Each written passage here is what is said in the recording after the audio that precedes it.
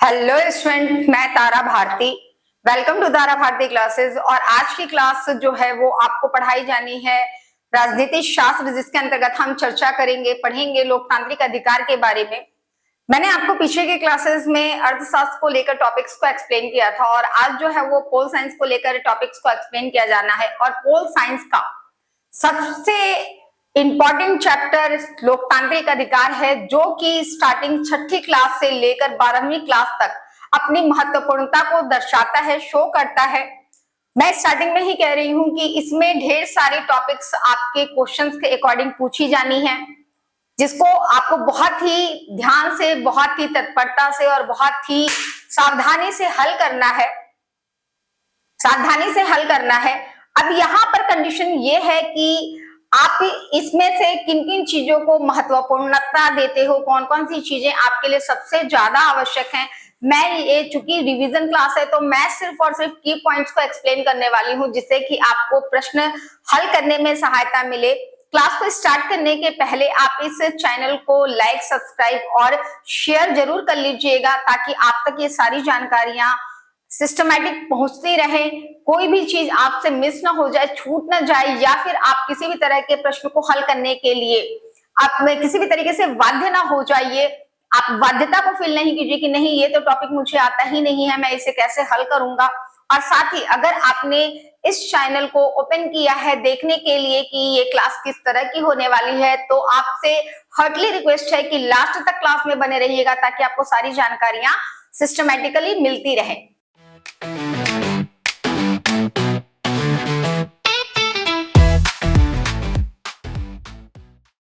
जैसा कि हम देख रहे हैं लोकतांत्रिक अधिकार को लेकर, लोकतांत्रिक कहने का मतलब लोकतंत्र के अधीनस्थ, लोकतंत्र के अधीनस्थ, लोकतंत्र के अधीनस्थ। अधीनस्थ कहने का मतलब वे समस्त क्षेत्र जहां पर लोकतांत्रिक व्यवस्था बनाई जाती है। मैंने आपको प्रशासनिक व्यवस्था को लेकर कुछ जानकारियां दी थी कि वे प्रशासनिक क्षेत्र जहां पर लोकतंत्र के द्वारा शासन व्यवस्थित किया जाता है उसे लोकतंत्र के अधीनस्थ कहा जाता है। लेकिन यहाँ पर लोकतंत्र की व्यवस्था को समझना काफी ज्यादा जरूरी है।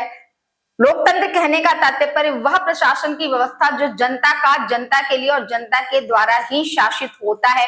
तो इस तरह के लोकतांत्रिक व्यवस्था में आपको कौन कौन से अधिकार दिए जाते हैं, उसके पहले ये अधिकार आपको संवैधानिक रूप से दिए जाते हैं, संविधान के थ्रू दिए जाते हैं, संविधान के माध्यम से दिए जाते हैं। जैसे ही हम बात अधिकारों की करते हैं तो यहाँ पर एक सदस्यता दृष्टिगोचर होती है। हम अधिकार उसी व्यक्ति को देते हैं जिसके पास किसी भी निश्चित क्षेत्र या किसी भूभाग का या फिर किसी संस्था या समुदाय का की सदस्यता प्राप्त होती है। तो अधिकार कहने के साथ साथ हम इस चीज का पूरी तरीके से अध्यारोपण कर लेते हैं, यानी कि डिस्कशन और क्लियरिटी ला देते हैं कि अधिकार तभी किसी को दिया जाता है जब उसके पास उस क्षेत्र की क्या कहते हैं, सदस्यता होती है।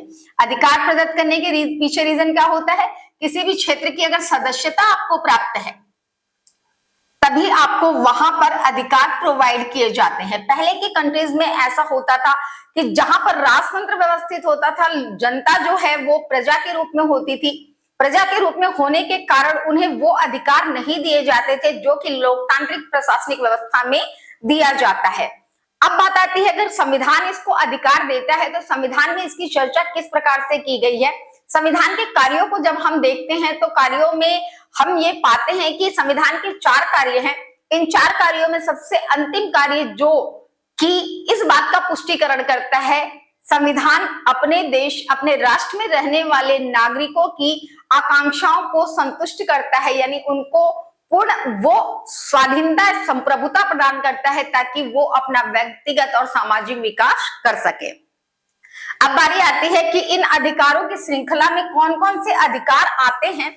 हम इन टॉपिक्स को यहाँ पर पूरी तरीके से समझेंगे, जानेंगे कि इन टॉपिक्स में किन किन चीजों को हमें सबसे ज्यादा वरीयता देनी है। लेकिन उससे संबंधित प्रश्न क्या हो सकते हैं, जैसा कि पहला प्रश्न आपका यह हो सकता है कि भारतीय संविधान में अधिकारों की चर्चा कब और कहां की गई है? तो आप ये इसके उत्तर में लिख सकते हो कि अधिकारों की घोषणा पत्र में अधिकारों की चर्चा की गई थी। अब बात आती है कि हमें अधिकारों की आवश्यकता क्यों है? किसी भी राष्ट्र में रहने वाले नागरिकों को अधिकारों की आवश्यकता क्यों होती है?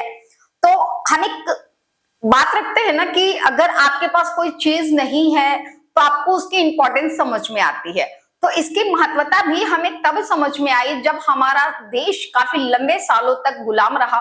उस समय हमें इतनी स्वाधीनता नहीं थी, इतनी अधिकार नहीं थे कि हम अपनी बातों को रख सके या अपने तरीके से अपने जीवन यापन को देख सके, सुन सके, कर सके, साथ में अपने ही खेतों में अपनी ही कृषि व्यवस्था को अपने हिसाब से निर्वहित कर सके। तो ये सारी चीजें, ये सारा तिरस्कार कहीं ना कहीं लोगों के अंदर आक्रोश के रूप में पनपता चला गया और एक महत्वाकांक्षा थी, एक आकांक्षा थी कि जिस दिन भी हमारा देश आजाद होगा उस दिन हमारे देश में ये अधिकार होने चाहिए। और ये पूरी तरीके से क्रियान्वित करने का काम हमारे राजनीतिक नेताओं के द्वारा किया गया, जिन्होंने हमारे संविधान सभा के माध्यम से हमारे संविधान का गठन किया। और उस संविधान के अंतर्गत ये बात रखी गई कि हमें आजादी नहीं मिलने की, यानी पराधीनता के समय में जिन जिन चीजों से दूर रखा गया है, जिन जिन चीजों को हम पाने में कैपेबल नहीं थे, वो सारी की सारी चीजें हमारे अधिकारों के अंतर्गत रखी जाएगी, जिससे कि स्वतंत्र देश के अंतर्गत, लोकतांत्रिक देश के अंतर्गत किसी भी नागरिक विशिष्ट को किसी भी प्रकार का स्ट्रगल, संघर्ष न करना पड़े और वो पूरी तरीके से अपने संपूर्ण विकास के लिए राष्ट्र के द्वारा वो समस्त सुविधाएं प्रोवाइड की जाएं ताकि वो अपना सर्वांगीण विकास कर सके। यहाँ पर हम देखते हैं कि हमें अधिकारों की आवश्यकता क्यों होती है। तो किसी भी पिछड़े वर्ग, अनुसूचित जनजाति या अनुसूचित जाति का संपूर्ण विकास हो सके, उनको बराबरी का दर्जा दिया जा सके, इन सभी चीजों को सक्रिय रूप से क्रियान्वित करने के लिए अधिकारों का होना आवश्यक है। सदस्यता को प्रतिरूपित करने के लिए अधिकारों का होना आवश्यक है। अपने व्यक्तिगत और राष्ट्रीय विकास के लिए अधिकारों का होना आवश्यक है। तो जिन जिन चीजों की रिक्वायरमेंट थी, अगर हम उन सभी चीजों को पूरा करना चाहते हैं तो उन सभी के सापेक्ष हमें अधिकारों की आवश्यकता होती है। अब बात आती है कि कौन कौन से अधिकार हैं। तो लोकतंत्र के अंतर्गत समानता का अधिकार पहले नंबर पे आता है, जिसकी चर्चा अनुच्छेद 14 से लेकर 18 में की गई है। हम बात करते हैं समानता के अधिकार की। समानता का अधिकार कहने का तात्पर्य यह है कि आपने कई तरह के सामाजिक वर्गीकरण के बारे में पढ़ा होगा, जिसमें अगड़ी जातियां, पिछड़ी जातियां, पिछड़े वर्ग, अनुसूचित जनजातियां, इन सभी चीजों का जिक्र किया जाता है। यहाँ पर यह रखा जाता है कि जो समाज में सशक्तिकृत रूप में है उसे वो सारी फैसिलिटी दी जाएगी। लेकिन हमारे संविधान में, यानी कि लोकतांत्रिक संविधान के अंतर्गत ये मुद्दा खड़ा किया गया, ये अधिकार दिया गया कि नहीं, अगर कोई भी व्यक्ति जो कि इस देश का नागरिक है, चाहे वो किसी भी जाति, लिंग, धर्म, संप्रदाय से बिलोंग क्यों ना करता हो, सबके पास समानाधिकार होंगे। अगर आप किसी भी विद्यालय में जाते हो तो विद्यालय में जाने के उपरांत आपसे ये नहीं पूछा जाता कि आप किस जाति से बिलोंग करते हो। एक विशिष्टता, एक सामाजिक पहचान भले हो सकती है, लेकिन बात अगर अवसर की सुविधा किया जाती है तो सबको समान अधिकार के सापेक्ष बराबरी का दर्जा दिया जाता है, बिना किसी भेदभाव के।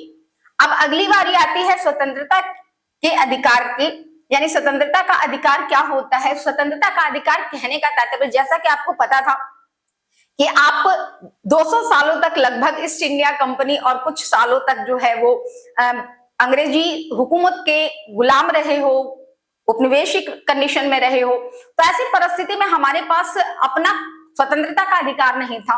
हम शिक्षा से अपने विषय सूचियां नहीं पढ़ सकते थे, अपनी बारे में व्यक्तिगत राय नहीं रख सकते थे। राज्य रजवाड़े जो थे वो आपके अंग्रेजी सरकार के अधीनस्थ हो गए थे। तो यहाँ पर स्वतंत्रता बहुत ज्यादा मायने रखती है। आज अगर हम ये कह सकते हैं कि व्यक्ति के लिए जीविकोपार्जन करने के लिए रोटी, कपड़ा और मकान जरूरी है, तो समानता और स्वतंत्रता का होना भी अनिवार्य है। यहाँ पर मैं एक चीज बता के चलूंगी, वो ये कि अधिकार अगर आपको दिए जाते हैं तो उनका सीमांकन भी किया जाता है। ऐसा नहीं है कि अगर आप अपनी स्वतंत्रता को वैल्यूएबल रखते हो तो किसी दूसरे की स्वतंत्रता को हनित कर सकते हो। नहीं, इसकी बाध्यता है इसके सापेक्ष आप दंडनीय अपराध के अपराधी हो और ऐसी कंडीशन में दंड संहिता यानी आईपीसी के तहत आपको सजा दी जाती है, जिसकी चर्चा हम आगे के टॉपिक्स में करेंगे। नेक्स्ट कंडीशन है शिक्षा तथा संस्कृति का अधिकार, जिसकी चर्चा अनुच्छेद 29 से लेकर 30 के बीच में की गई है। शिक्षा और संस्कृति का अधिकार, जैसा मैंने भी आपको बताया कि हमारे पास अधिकार नहीं थे कि हम अपने हिसाब से अपनी शिक्षा को ग्रहण कर सके। ईस्ट इंडिया कंपनी ने जब अपना प्रचार प्रसार पूरे भारत में करना प्रारंभ किया तो ऐसी कंडीशन में उन्होंने हमारे विषय सूची यानी कि इतिहास जैसी चीजें जो भारतीय इतिहास को प्रतिरूपित करती थी उसको पूरी तरीके से रद्द करने का फैसला लिया था। क्यों? क्योंकि वो ये जानते थे कि अगर हम अपनी परंपरा और सभ्यताओं के बारे में पढ़ेंगे तो हमें राष्ट्रीयता की भावना अधिक प्रबल हो जाएगी। ऐसी कंडीशन में उन्होंने हमारे विषय सूची को अपने विषय सूची के अनुसार रूपांतरित करने की पूरी तरीके से कोशिश की, जिसके सापेक्ष कई राजनीतिक नेताओं ने उन्मूलन भी किया था, आंदोलन भी किया था। तो यहाँ पर जो है कि भारतीय सरकार संविधान सभा के द्वारा इस बात को सबसे सर्वोपरि रखा गया कि हर एक व्यक्ति जो कि योग्य है वो शिक्षा प्राप्त कर सकता है। योग्य कहने का तात्पर्य ये है कि अगर आप शिक्षा के सापेक्ष शिक्षा को प्राप्त करने के लिए पूरी तरीके से, जैसे कि अगर कोई मेडिकल स्टूडेंट है, अगर वो मेडिकल लाइन से संबंधित यानी कि बायोलॉजी और सही तरीके से कोऑर्डिनेट करने के योग्य ही नहीं है तो उसे मेडिकल की पढ़ाई नहीं करवाई जा सकती। यानी आपके अंदर शिक्षा को ग्रहण करने की योग्यता भी होनी चाहिए, लेकिन शिक्षा सबको प्राप्त हो इसके लिए सरकार कई तरह की व्यवस्थाएं करती है। जैसे 14 वर्ष तक की आयु में यानी 10वीं कक्षा 8वीं कक्षा तक की निःशुल्क पढ़ाई करवाई जाती है। स्कूल के अंदर मिड डे मील वगैरह की जो व्यवस्था करवाई जाती है, इस बात को एहतियात बरतना कि क्या 14 वर्ष तक का हर बच्चा विद्यालय जा रहा है या नहीं जा रहा है, ये इसके सकारात्मक तथ्य हैं जिसके आधार पर भारतीय सरकार के द्वारा इन चीजों का पुष्टिकरण किया जाता है। संस्कृति भी सेम कंडीशन है। आप किसी भी संस्कृति, किसी भी रीति रिवाज या किसी भी परंपरा को मानने वाले हो, अगर आप भारत देश के नागरिक हो तो स्वेच्छा से, चाहे आपकी संख्या बहुत कम क्यों ना हो, आप स्वेच्छा से भारतीय संविधान सभा के द्वारा निर्मित संविधान के तहत आपके पास पूरी तरीके से अधिकार है कि आप अपनी संस्कृति को बनाए रखिए, उसको मानिए और उसका अनुसरण कीजिए। नेक्स्ट कंडीशन है धर्मनिरपेक्षता और पंथ निरपेक्षता की। तो धर्मनिरपेक्षता कहने का मतलब है, आपको पता है भारत में कई तरह के धर्म पोषित होते हैं और उन अलग अलग धर्मों की अपनी एक महत्वता है। धर्मनिरपेक्ष कहने का मतलब ये नहीं है कि भारत किसी धर्म को नहीं मानता, बल्कि भारत इस पक्षधर है कि हर एक धर्म बराबर है। कोई भी भारतीय नागरिक किसी भी धर्म को स्वेच्छा से अपना सकता है, मान सकता है, साथ ही वो दूसरे धर्म को सम्मान देने के लिए बाध्य होता है। यहाँ पर इसमें किसी भी तरह के राष्ट्रीय या फिर कानूनी हस्तक्षेप नहीं किए जाते। पंथ निरपेक्षता, आपने कई तरह के पंथों के बारे में सुना होगा। हर एक व्यक्ति स्वेच्छा से किसी भी पंथ को मान सकता है, उस पर किसी तरह का कोई दबाव नहीं डाला जा सकता उसे मानने के लिए या फिर उसे नहीं मानने के लिए। ये उसका व्यक्तिगत फैसला है जिसकी चर्चा अनुच्छेद 25 से लेकर 28 के बीच में की गई है। अब बारी आती है शोषण के विरुद्ध अधिकार। शोषण के विरुद्ध अधिकार की चर्चा अनुच्छेद 23 से लेकर 24 तक की गई है। इसका अगला टॉपिक बहुत ही इंपॉर्टेंट होने वाला है, तो अभी तक अगर आपने इस चैनल को लाइक, शेयर और सब्सक्राइब नहीं किया है तो जल्दी से कर लीजिए, क्योंकि बहुत से इंपॉर्टेंट टॉपिक जो हैं वो इसमें भी एक्सप्लेन किए जाने हैं। और आपसे रिक्वेस्ट है कि इस क्लास के लास्ट तक बने रहिएगा, नहीं तो आपसे ये सारी जानकारी छूट जाएगी जिसके बेस पर आप अपने प्रश्नों को हल कर सकते हो। नेक्स्ट टॉपिक है शोषण के विरुद्ध अधिकार। शोषण के विरुद्ध अधिकार कहने का तात्पर्य यह है कि हमेशा से सदियों से चला आया है जिसकी लाठी उसकी भैंस, लेकिन लोकतांत्रिक व्यवस्था में ऐसा नहीं हो सकता। क्यों? क्योंकि हर एक व्यक्ति को यह अधिकार प्राप्त है कि अगर उसका किसी भी तरीके से शोषण, चाहे वो मानसिक हो, शारीरिक हो, किसी भी तरह की प्रताड़ना या उत्पीड़न अगर उसे किया जा रहा है तो उसके सापेक्ष उसे विरुद्ध यानी कि याचिका दायर करने की पूरी अथॉरिटी होती है, पूरा का पूरा अधिकार होता है। भारतीय सरकार के द्वारा निर्मित भारतीय लोकतांत्रिक व्यवस्था के द्वारा आपको प्रदत्त की जाने वाले वो अधिकार जिसमें से एक सबसे विशिष्टीकृत अधिकार शोषण के विरुद्ध अधिकार का है। मैं यहाँ पे एक चीज और क्लियर कर सकती हूँ कि यहाँ पर एक टॉपिक है जनहित याचिका। तो जनहित याचिका क्या होती है? जनहित याचिका कहने का तात्पर्य यह है कि अभी भी बहुत ही इंटायर एरिया है जहां पर लोगों को अपने अधिकारों के बारे में पूरी तरीके से पता नहीं है। इसके सापेक्ष कई एनजीओ वगैरह भी काम करते हैं, जिसमें अगर कोई भी व्यक्ति प्रताड़ित किया जा रहा है और वो अपने अधिकारों का पुष्टिकरण नहीं कर पा रहा है, तो ऐसी कंडीशन में कोई दूसरा व्यक्ति उसके सापेक्ष सर्वोच्च न्यायालय में जाकर या फिर किसी भी न्यायालय में जाकर पिटीशन डाल सकता है, याचिका डाल सकता है। अब चूंकि ये कोई भी व्यक्ति स्वयं के लिए नहीं करता, किसी अन्य व्यक्ति के लिए करता है, इसलिए इसे जनहित याचिका के नाम से जाना जाता है। सबसे लास्ट है संवैधानिक उपचार का अधिकार, जिसको भीमराव अंबेडकर ने पूरे संविधान के आत्मा का दर्जा दिया है। कहने का तात्पर्य यह है कि अगर ये संवैधानिक उपचार का अधिकार नहीं है तो इन सभी अधिकारों का कोई भी तात्पर्य नहीं बनता है।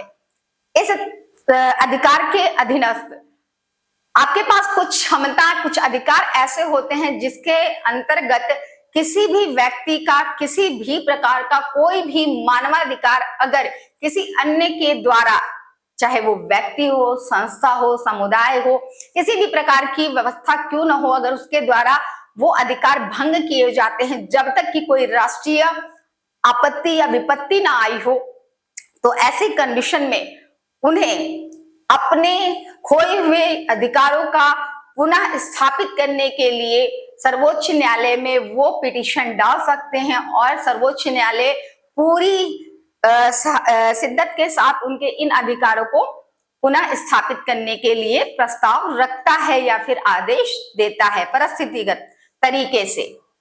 यहाँ पर संवैधानिक उपचार के अधिकार के साथ साथ कुछ टॉपिक्स हैं जो कि रीट के अंतर्गत आते हैं। मैं आपको उन टॉपिकों को भी एक्सप्लेन कर देती हूँ, नाम ही लिख के बताती हूँ। अधिकारों की सूची में संवैधानिक उपचार का अधिकार सर्वोपरि है। जैसा मैंने आपको बताया, इसे डॉक्टर भीमराव अंबेडकर ने संविधान की आत्मा का दर्जा दिया है।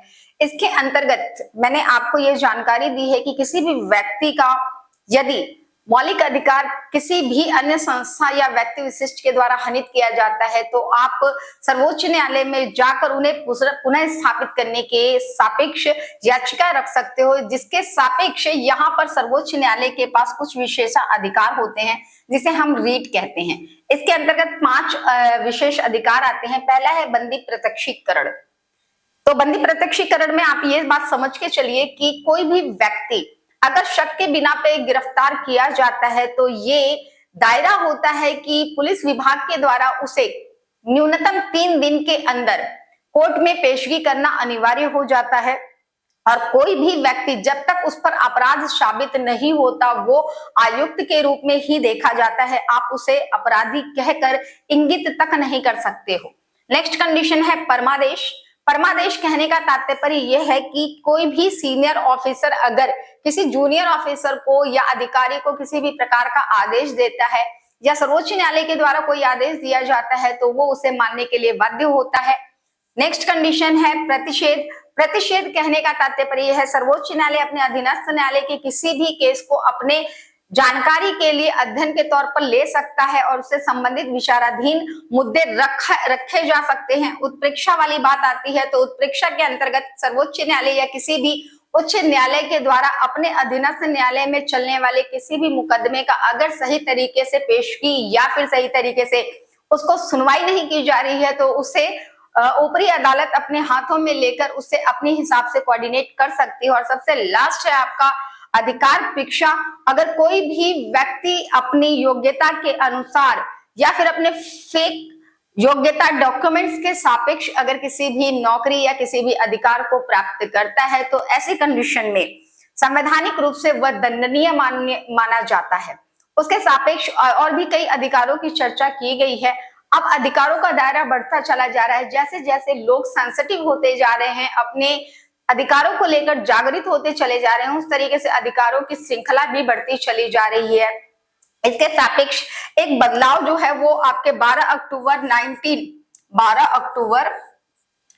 1993 में जो है वो मानवाधिकार आयोग का निर्माण किया गया था, जिसके द्वारा अधिकारों के दायरों को बढ़ाया गया है।